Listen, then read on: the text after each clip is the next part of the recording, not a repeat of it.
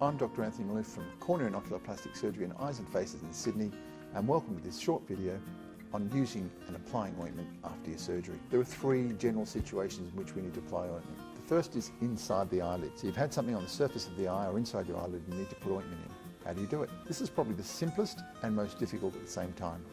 All you need to do is grab your ointment, take the cup off, pull your lower eyelid down and pass a strip of ointment along the inside of the lower eyelid.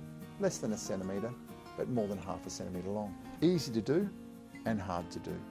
Take a bit of practice, but once you do, you'll find your eye goes blurry and then it settles down. For any surgery around the eye on the eyelid, this requires an application of ointment in a different way. Clean the wound, clean your fingers, take the tube of ointment, apply it to the tip of your fingers, and then just gently smear it along the wound itself. Not above the wound, not below, but right along the top of it. That's number 2. An alternative is you can use a cotton bud.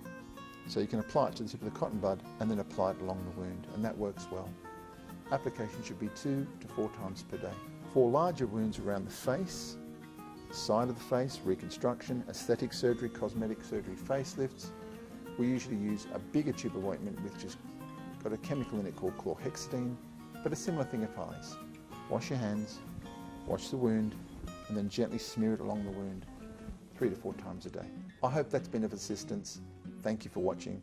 I'm Dr. Anthony Maloof from Eyes and Faces and Corneal and Oculoplastic Surgery in Sydney.